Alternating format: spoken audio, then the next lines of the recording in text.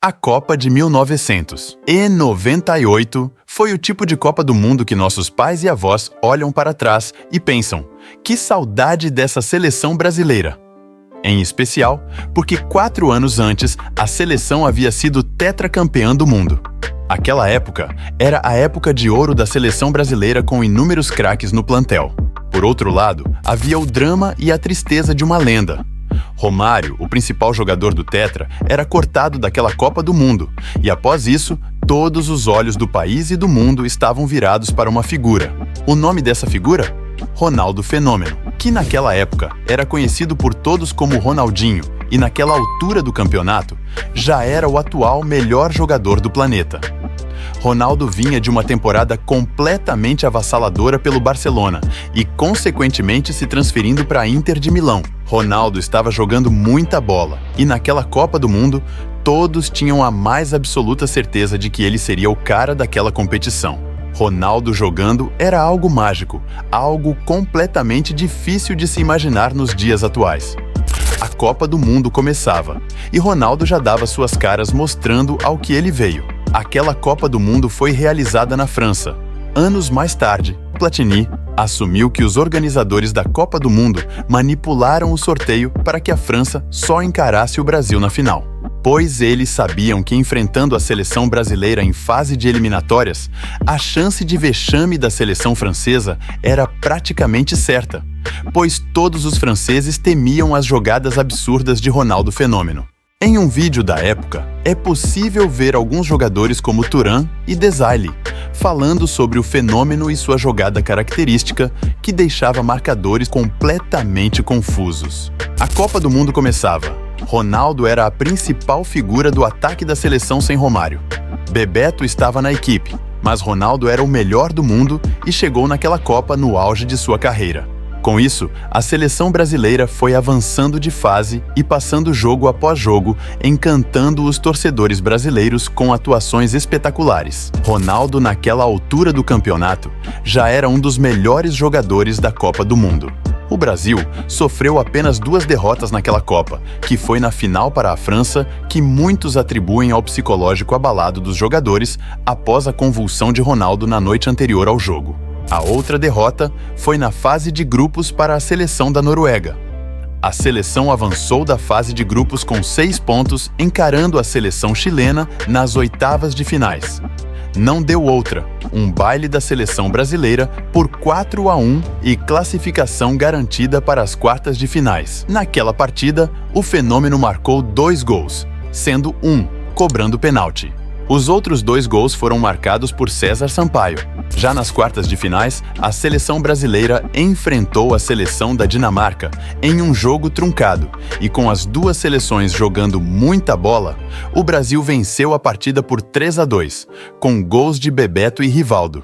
Após essa difícil partida contra a seleção da Dinamarca, onde a Dinamarca marcou e atacou demais, era a hora da semifinal e o Brasil enfrentaria ninguém menos do que a seleção holandesa e uma geração repleta de craques como Kluivert, os irmãos de Boer, Cocu, Dennis Bergkamp, Van der Sar e entre outros jogadores.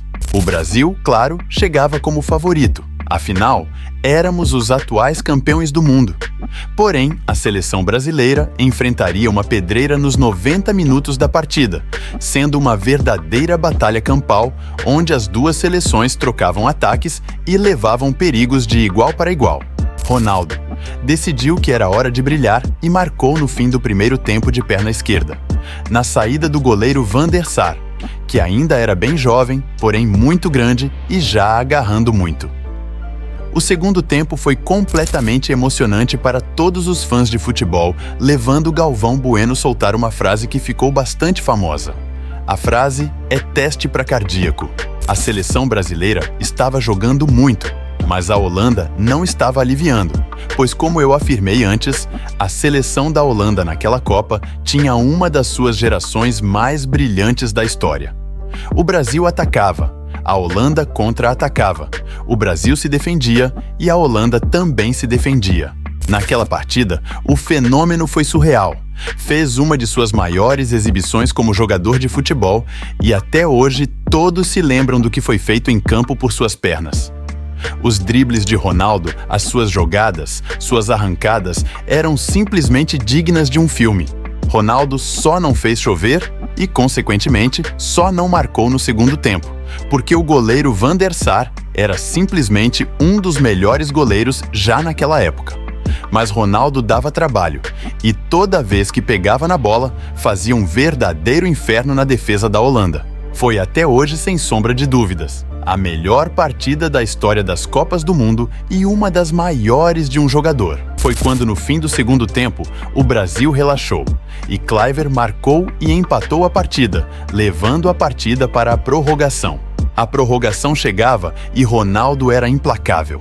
Tentava de todas as formas marcar, mas o fenômeno esbarrava ou parava em Van der Sar ou a defesa da Holanda conseguia se proteger de Ronaldo. Ronaldo, naquela partida, chamou a responsabilidade e, em uma jogada, ele cortou para o meio e tentou decidir individualmente batendo de fora da área.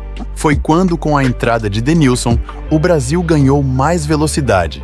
E após uma jogada com cruzamento de Roberto Carlos pela ponta esquerda, a bola sobrou livre para Ronaldo, que deu uma puxadinha.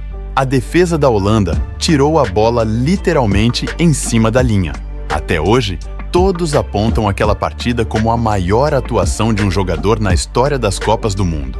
Individualmente, Ronaldo naquela partida foi incrível. Ele fez de tudo. O Brasil passou da Holanda nos penaltis e, é claro, com Ronaldo cobrando e marcando. O goleiro Taffarel foi o destaque daquela disputa e, consequentemente, classificou o Brasil para a final contra a França. O desfecho daquela Copa do Mundo, todos nós sabemos. Ronaldo, naquela final, não rendeu o esperado por conta de sua convulsão na noite anterior. Mas tudo isso não deixa a menor dúvida de que o capítulo que ele escreveu na história da seleção brasileira é lembrado até hoje. O Brasil foi vice para a França na Copa de 98. Ronaldo, sem sombra de dúvidas, é um dos maiores jogadores da história do futebol e, claro, da seleção brasileira, que 4 anos depois foi penta em 2002, com o fenômeno Ronaldo sendo destaque daquela Copa, superando as adversidades e marcando 2 gols na final. Mas essa história eu vou deixar para um outro vídeo. Eu vou ficando por aqui e, antes de encerrar, peço apenas que você se inscreva aqui no nosso canal, deixe o seu like e comente aí para nos ajudar a crescer.